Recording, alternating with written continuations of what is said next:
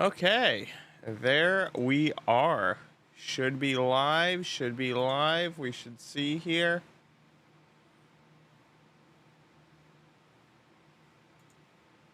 Awesome. Yes, we are live. So, here is everything that we have coming up. So, we currently do have that space launch here that is going to be um there we go, starting here very soon. This is out of Cape Canaveral. This is going to be out of Florida here. Looks like they're going to try to get this launch off in about 30 minutes, just before all of the storms hit there from Debbie. But that is what we do have coming up in about a half hour. Now, this is a Northrop Grumman, so this is typically associated with the military. They have what they call Cygnus satellites, and they have a contract with SpaceX to do 3 missions, one of which they're going to also use today to go for a resupply to the International Space Station. So, we're going to see them launch. They should have a docking in about 2 to 3 days, I would imagine, maybe a little bit sooner. I haven't seen the whole white papers on this launch to know exactly the ins and outs. We've been pretty preoccupied there with what's been going on in Israel. But we do have this launch today, which is nice to see SpaceX back in the game. You know, we haven't seen them as frequently, because in July what happened was they had launched from, I believe, California, and the second stage booster had failed to ignite, and about 22, 23 satellites fell out into the atmosphere, and so the FAA had banned SpaceX basically from launching any further missions. Now, they did tell the FAA, hey, here's what happened. We fixed it. You know, we had a spotless record of almost, I think it was almost 360 plus without any issues. And then this is where we stand today. So we do have them back, which is always awesome to see. Always awesome to see here. And so I'm just looking here at all of what we have going on. Just taking a look at what we all have going on there. Everything looks to be good. I think we should be also live on Facebook and on Twitter there. A little bit of an up close here. They are beginning to fuel the rocket. So this is similar to most of the Falcon 9 launches, you know, where they begin fueling at about T-minus 35 minutes. And that starts to rise up at about T-minus 21 minutes. They're going to hit that bypass valve, and a lot of that excess fuel is going to basically be going out till T-minus 16 minutes, to when that gets routed to the second stage, which is the upper booster. You know, this is one of those launches here. They're not at it's not highly anticipated. It's not like a shuttle launch where people would travel down to see it. A lot of people don't travel anymore to go see a SpaceX rocket launch. They're like, oh, well, it's a Falcon 9 launch. You know, the shuttle was different. The shuttle is going to be like our new SLS, space launch system, where people will come from all around, like they did for the Apollo missions. They did that for the space shuttle missions.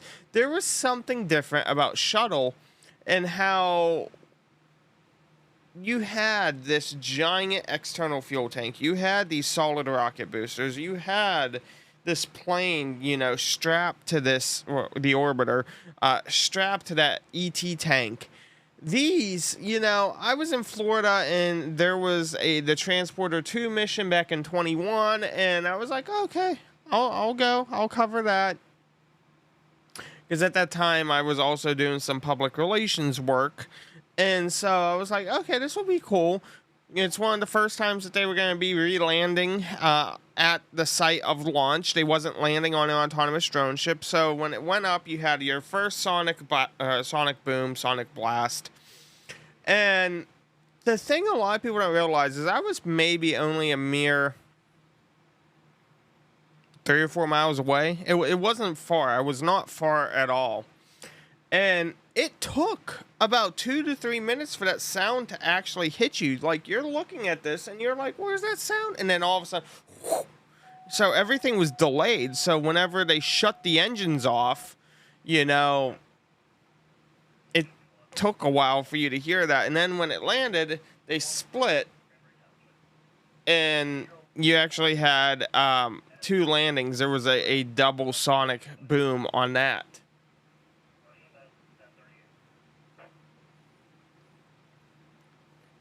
So right now, guys, we should have an additional camera feed coming in, and about 7 minutes, we should have that come in through Reuters. So as soon as that comes up, we'll take a peek and see what that has to offer.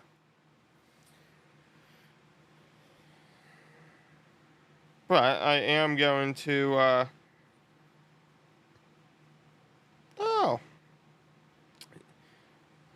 Possible geomagnetic storm.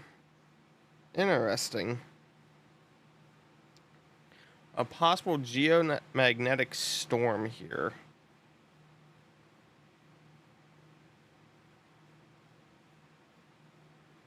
I also don't know why.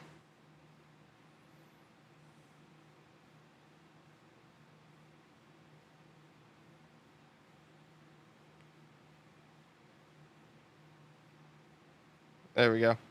So Facebook, I don't know why, but it was not showing my live stream. I don't know why. It was saying that it was for me only. So I hope that I fixed that. I'm hoping that I fixed that. Hoping. So we are a T-minus 23 minutes away. As you guys can see, there appears to be one of the first stage boosters on that autonomous drone ship, that platform there. And there we are. There is the launch for today, the Northrop Grumman. This is one of their Cygnus missions. There's 3 under contract between Northrop Grumman. It's their 21st, but this is a series of 3 contracts, and one of them is going to be a resupply mission, CRS, to the International Space Station. Gonna see here if we can get some information about this. So it is not going to be landing on... I do not believe that this one's going to be on an autonomous... No, this will be landing at LZ-1 at Cape Canaveral. So this is one of the special missions where it actually goes up and then half of it breaks away up in the upper atmosphere and will actually land back where it took off from, basically. It's not the exact same location. Their landing zones are a couple hundred feet away. But, yeah, that is good to know. So, we are less than 22 minutes away. We're kind of in a holding pattern, and just to show you guys here, we do have this starting soon from NASA. Now, we are going to have that live feed coming in from Reuters as well. So, we may get it a little bit sooner. I'm not 100% sure, but we'll figure it out as we go. I have 8 cameras to choose from up here. It's kind of interesting. It's nice. I like the setup that I have built, the small empire that I have going on. It's nice. It's not a bad thing. It's a good thing. but we are 21 minutes away. That means that in about 2 minutes, we're going to start to see some blowback, possibly. We can see a bit of the blowback, or at least I can, on the bottom left there, near the, right underneath where it says SpaceX in our title queue here. You can actually start to see that.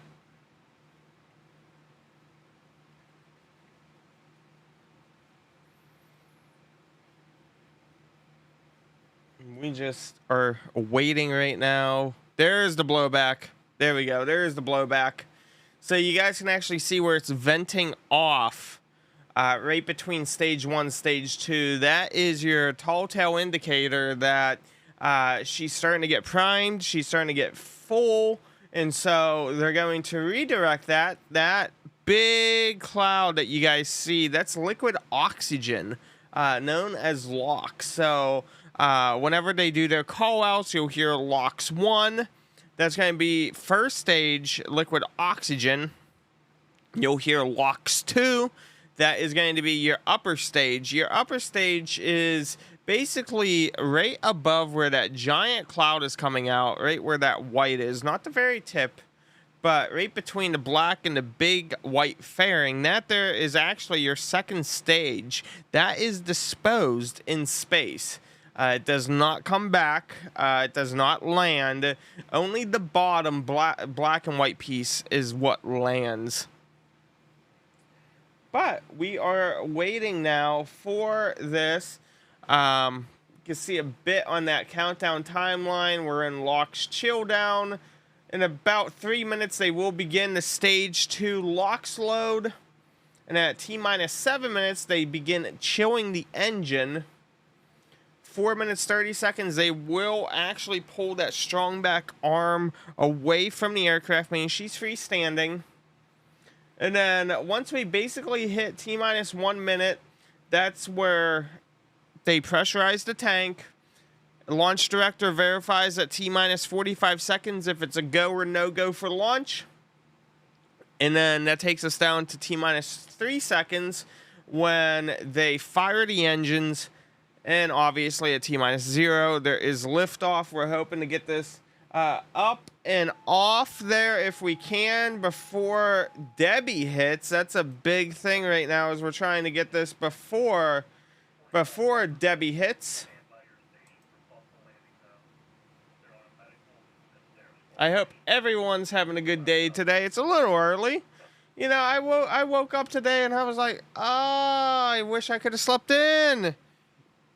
And then I look at my schedule here, and I go, did they move this? I was like, did they move this? Because it was supposed to launch a couple days ago, last I checked. So little old me moseyed on out, and, you know. Okay, so, on the the NASA's feed's like crapping out on us right now. We're gonna see here though on this other feed if we can pull it. Yeah,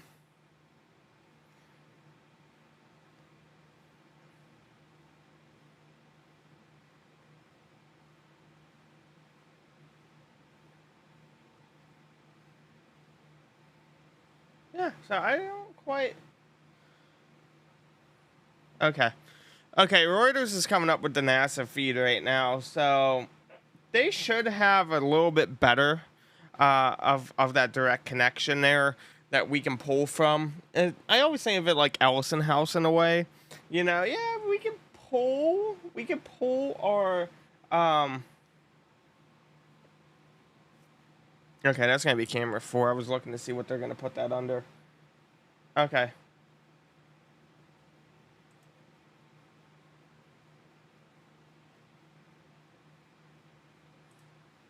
Let me pull this here so that way we have it.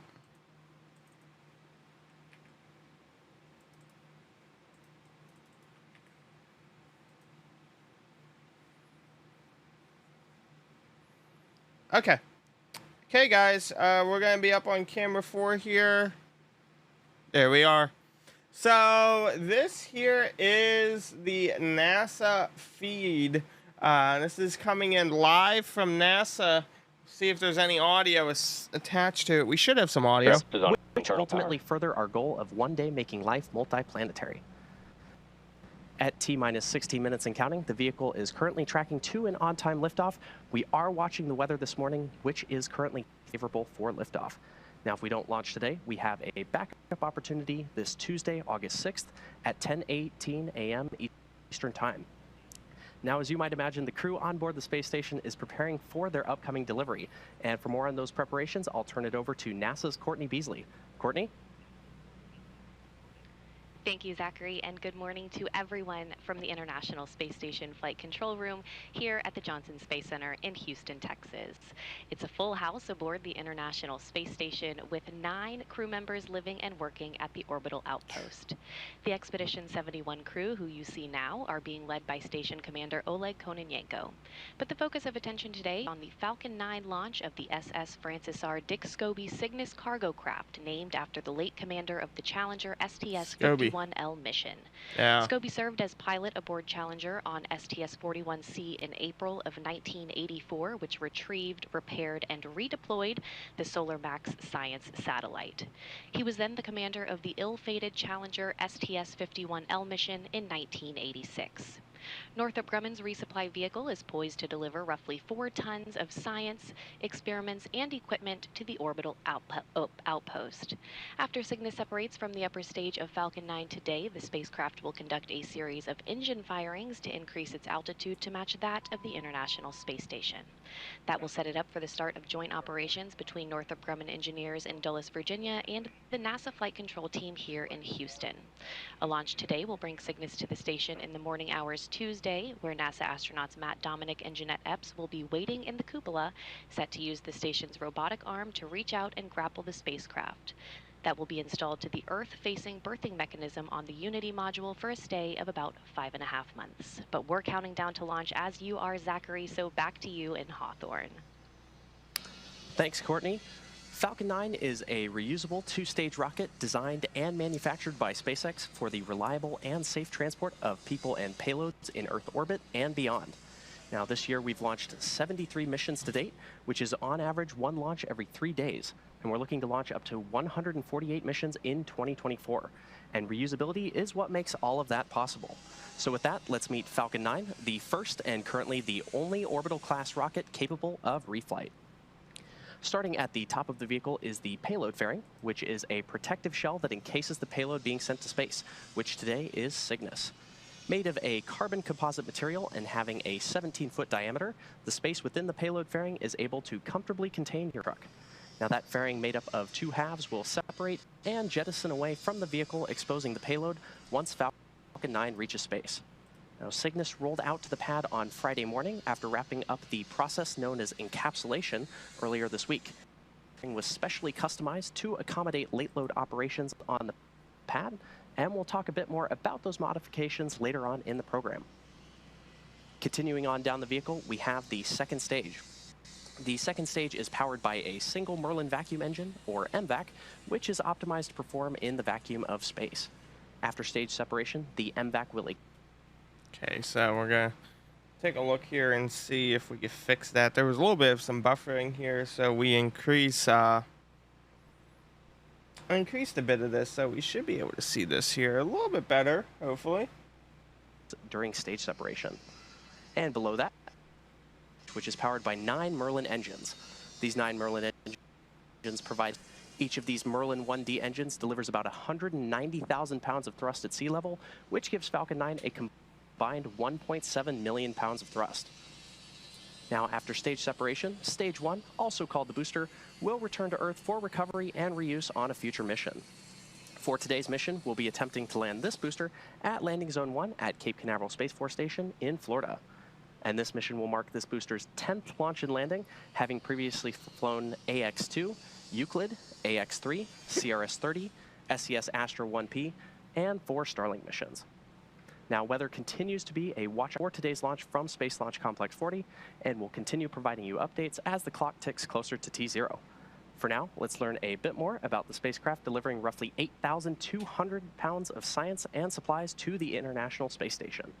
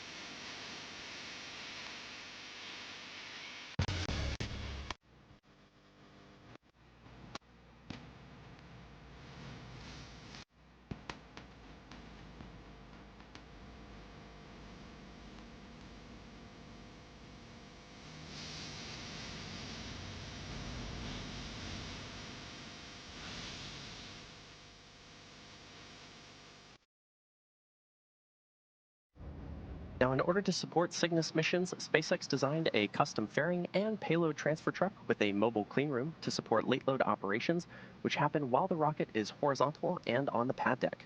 Late load refers to loading cargo in the final hours before launch and after the spacecraft has already been encapsulated within the payload fairing.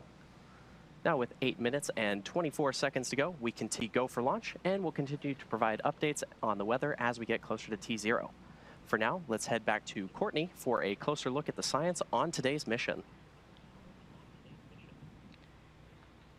Yeah, Zachary, we are at the T-minus 8 minutes and counting to the launch of the Falcon 9 rocket and the Northrop Grumman Cygnus cargo craft, which is delivering roughly 4 tons of supplies and science experiments to the International Space Station. Now, science is the prime focus for crews living and working on the station, and today's delivery run aims to observe the development of blood vessels in engineered liver tissue, evaluate liquid and gas flow through porous media, demonstrate the production of many bloodstream and immune stem cells, and much more. Let's take a quick look at the science aboard Cygnus. Northrop Grumman is set to launch its 21st commercial resupply services mission to the International Space Station, carrying science to further NASA's missions to deep space and benefit life on Earth. A packed bed reactor will test how microgravity affects the simultaneous movement of gases and liquids. Results will aid the design of various space systems, including life support systems. Researchers will continue testing a technology to produce stem cells in space, aiming to improve outcomes for patients with certain blood diseases, autoimmune disorders, and cancers. Microscopic organisms will travel to station to provide crucial insights into how spaceflight affects the ability of damaged DNA to repair itself. Okay, guys, we're just a few minutes away. Educational videos demonstrating STEM topics in space. We're about 6 minutes, 30 seconds away. For this mission, astronauts will use a balloon, a penny, and examine centripetal force. Discover more about all of the science making the journey to the orbiting lab at nasa.gov/ISS-science.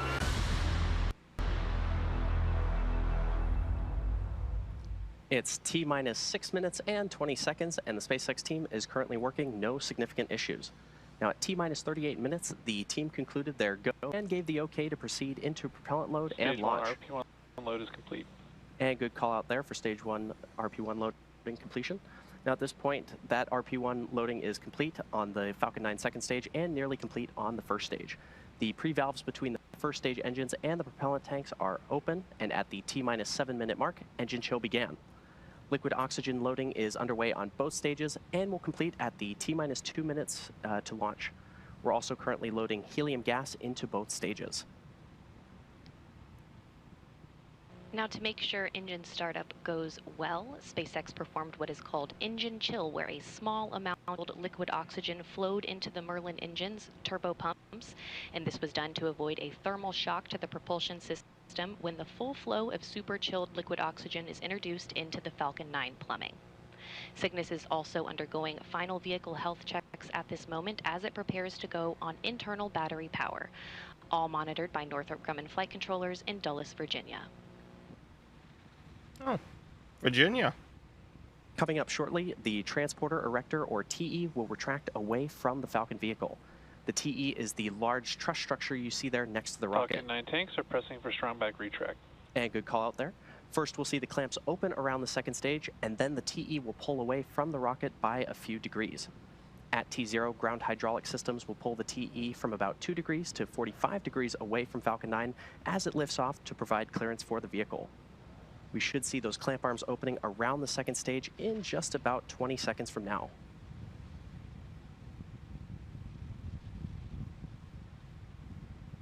Strong back lower has started. And good call out there. Falcon 9's fuel consists of both a propellant and an oxidizer. For our Falcon vehicles, we use a refined kerosene called Rocket P1 and liquid oxygen, or LOX. And there you can see those clamp arms opening around the Falcon 9 second stage. We'll then start to see the strong back recline away from the vehicle.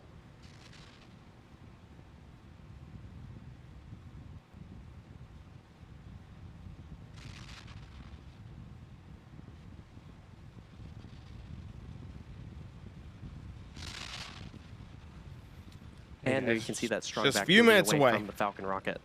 Now, you may have noticed the white clouds building around the Falcon vehicle.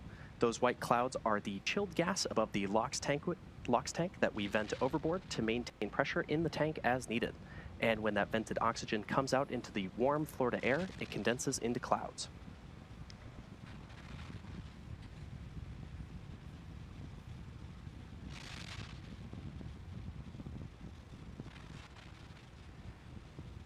Now, as I mentioned earlier today, the booster supporting today's mission is flying for its 10th time, and a key indicator of this flight history is the soot that you might just be able to make out on the skin of the vehicle there. This soot comes from the carbon-based fuel of the rocket that gets deposited onto the body of the vehicle during re-entry through the Earth's atmosphere.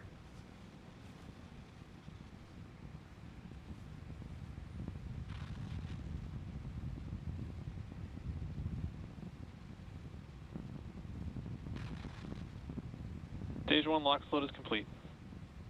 And good call out there that Stage 1 LOX loading is now complete on the Falcon 9 first stage.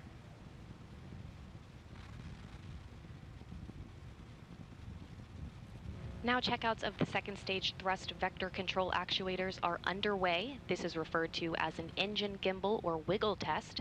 This is when SpaceX moves the nozzles ever so slightly to make sure that they're acceptable for flight. SpaceX does the same checkouts on the first stage engines, and that happens just seconds before ignition.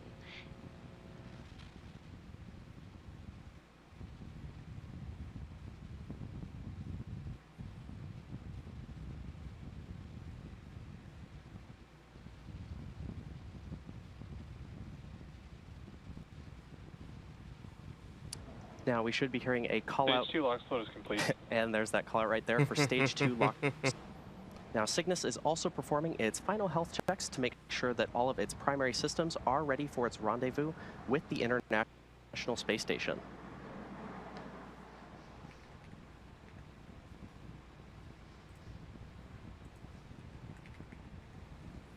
And as I mentioned earlier, those white clouds you see around the vehicle are Gas launch closeouts has started. good calls, are completely normal and are just the chilled gas above the LOX tank that we vent overboard to maintain pressure in the tank as needed. Now coming up in about 15 seconds from now, we should hear the call out that Falcon 9 will be in startup, which will mean that the rocket's launch computers will have taken over the count.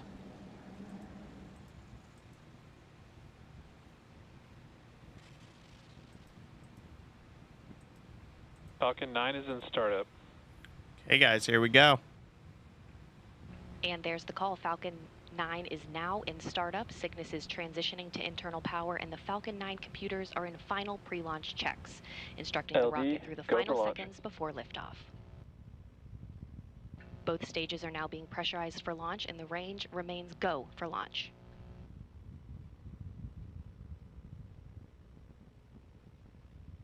T-minus 30 seconds.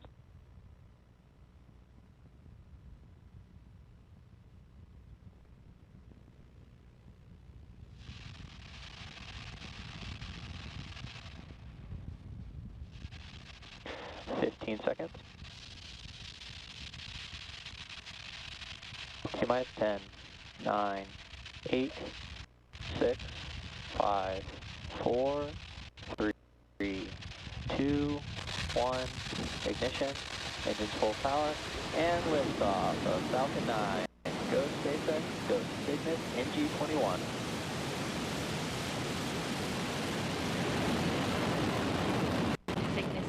Flight, the SS Dick Scobie is en route to the International Space Station.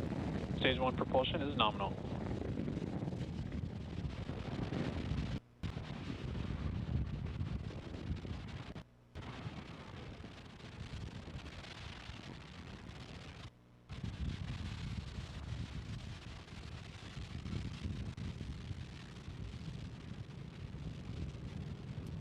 As you saw, successful liftoff from Space Launch Complex 40. Power and telemetry nominal. Good call out there. Coming up in just about 20 seconds from now, we should hear a call out for max Q. The vehicle passes through max Q, or the point of maximum aerodynamic pressure, when the increasing speed of Falcon and the decreasing air density combine to create maximum aerodynamic pressure. And good call out there.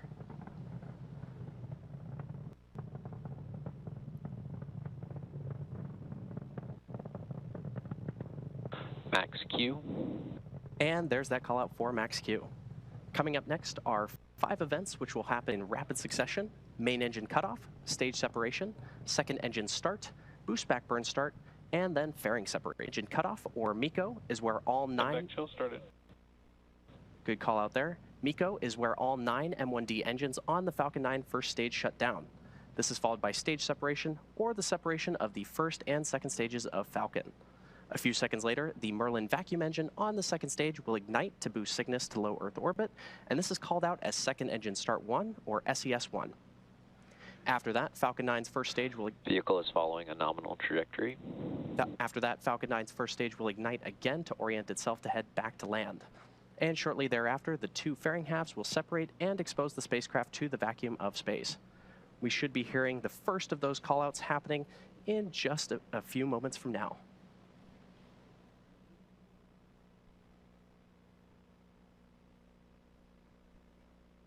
Main engine cutoff. Stage separation confirmed.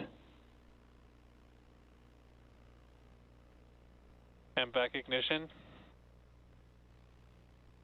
Stage 1 boost back startup.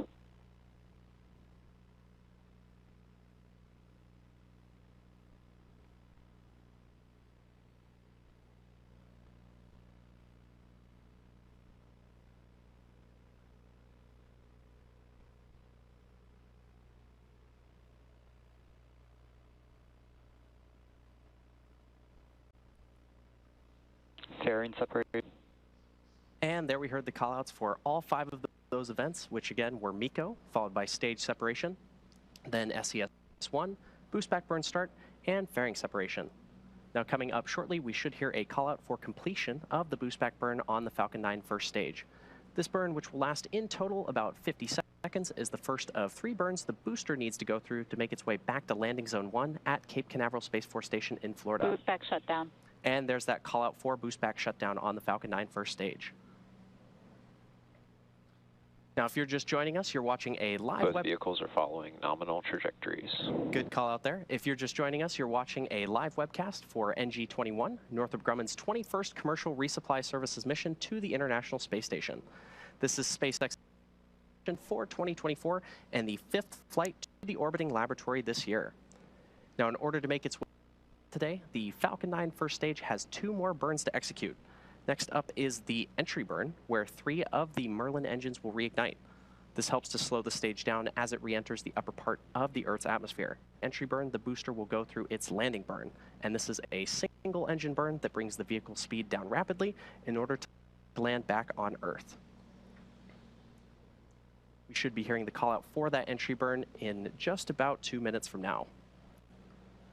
Now, during the entry burn, Falcon 9 is decelerating by firing its Merlin engines, but the rocket is still moving really fast, and this causes the vehicle to fly through Merlin's exhaust gases or plume, which deposit a layer of soot onto the vehicle's surface.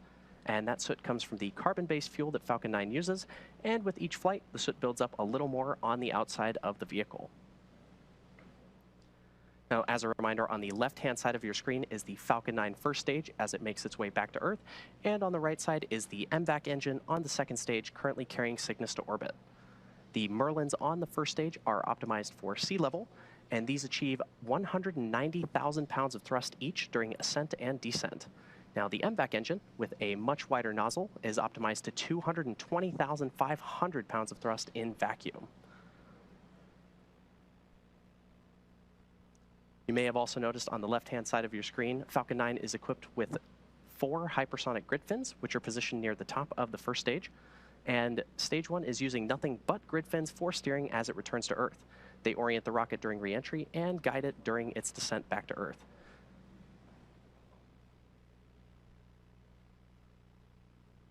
Beautiful views of the MVAC engine currently carrying the Cygnus spacecraft to orbit. Now, with the booster on the left-hand side of your screen, you may occasionally see little white puffs, and those are nitrogen gas bursts, which are used for attitude control.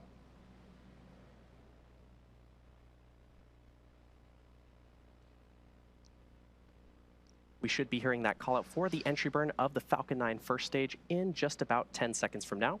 Now, Both vehicles continue to follow nominal trajectories. Good call out there.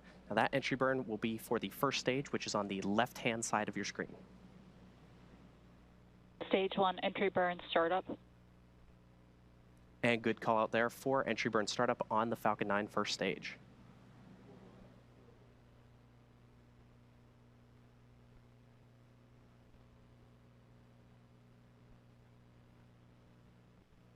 Stage 1 entry burn shutdown. And there's that call Stage 1 FTS has safed. And there's that call out for entry burn shutdown on the... Now, the first stage is also equipped with landing legs made of state-of-the-art carbon fiber with aluminum honeycomb. Placed symmetrically around the base of the rocket, they deploy just prior to landing. If successful, this will be the 10th time that we've recovered this particular booster and the 335th time that we've recovered... Both vehicles continue to follow nominal trajectories. 335th time that we've recovered a first stage booster since our first successful landing in 2015. And we did big 4 vehicles following nominal Stage 1 trajectories. transonic. Amazing view of the Falcon 9 booster as it makes its way back to land at Cape Canaveral Space Force Station in Florida.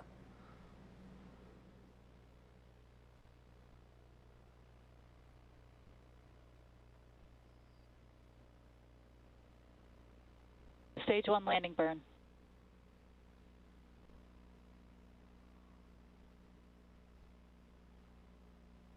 Landing leg deploy.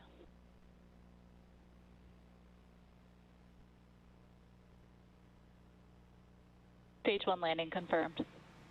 A spectacular touchdown of our Falcon 9 booster at landing zone 1. Wow, at that Cape was Canaveral Space absolutely Force Station beautiful, in Florida. guys. That Now was again, this booster just extremely completed its 10th beautiful flight and there the of a landing. 335th successful Again, landing that was at Okay. Cape Canaveral, successful Florida. Stage 2 FTS has safed.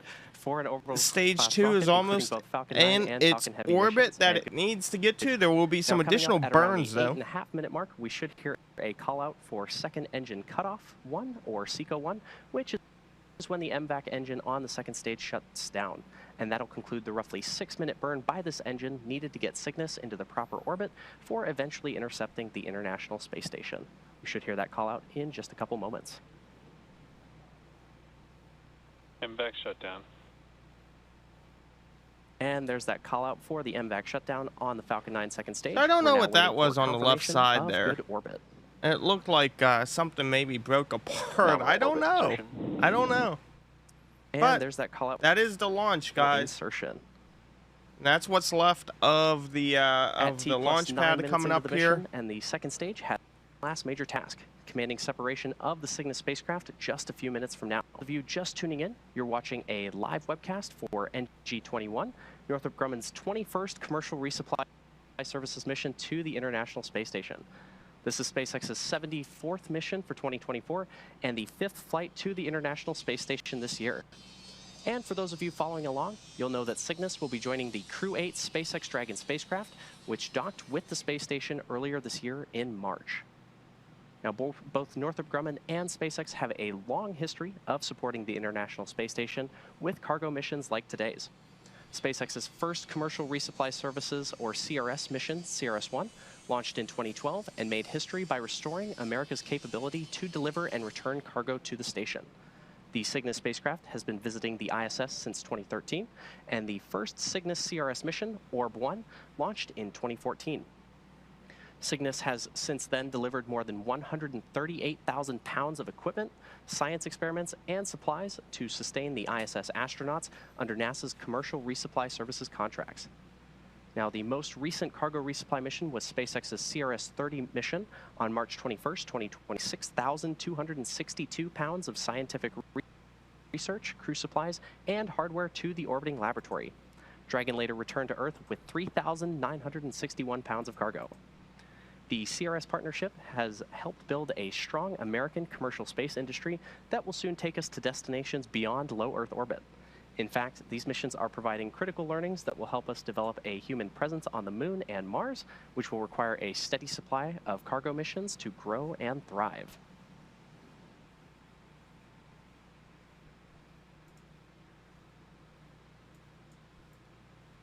Okay. I'm just looking. Now, Cygnus refers to the constellation that is the night sky. It's Northrop Grumman's tradition to name each Cygnus spacecraft in honor of an individual who has made substantial contributions to human spaceflight.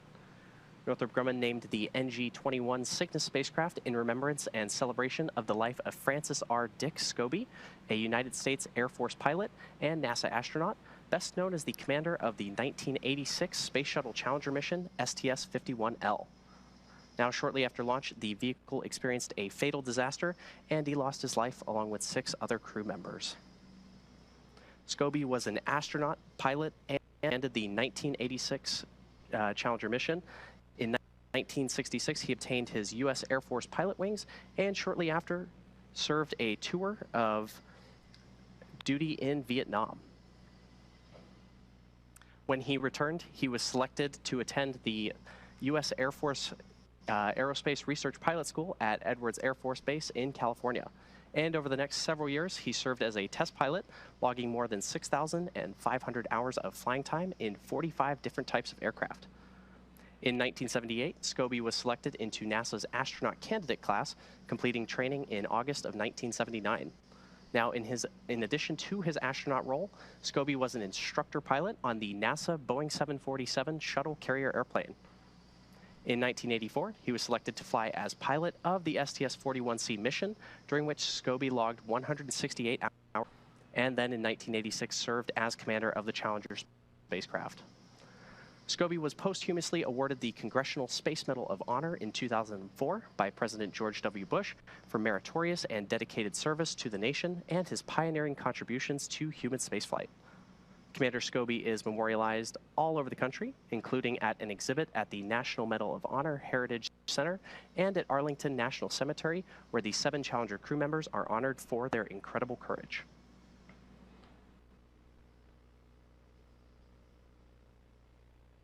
We're currently at T plus 13 minutes and 12 seconds and counting, and we're expecting to hear the call out for payload deploy at around the T plus 14 minute and 36 second mark.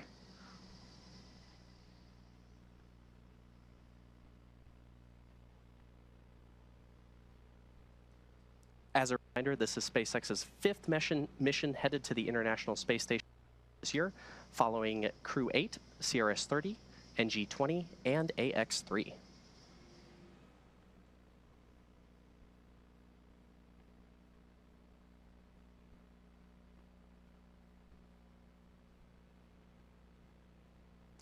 Following separation, Cygnus will have a nearly 40-hour transit to the space station, where the station's Canadarm2 will grapple Cygnus and the spacecraft will attach to the Unity module's Earth-facing port for cargo unloading by the Expedition 71 crew.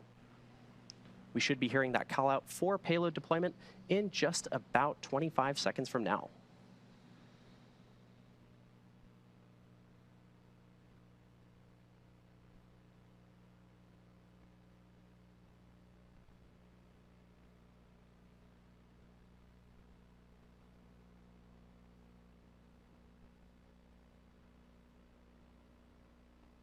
Should be hearing that call out any moment for payload deployment of the Cygnus spacecraft.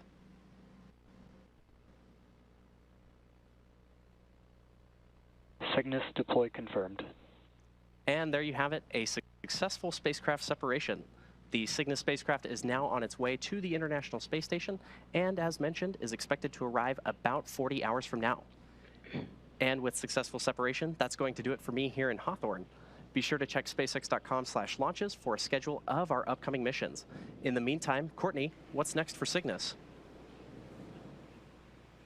Thanks, Zachary, and welcome back into the International Space Station Flight Control Room here at the Johnson Space Center. Next up will be the deployment of Cygnus's solar arrays, scheduled to begin at about 2.5 hours after launch, and it should take about 48 minutes to be completed. Once those arrays are deployed, we will provide an update on the station blog with the latest news. But joining me now on the phone is Bill Spetch, the Operations Integration Manager for the International Space Station program. Bill, thanks for joining us, and how significant was today's launch as partners collaborated to send Cygnus on its way to the station?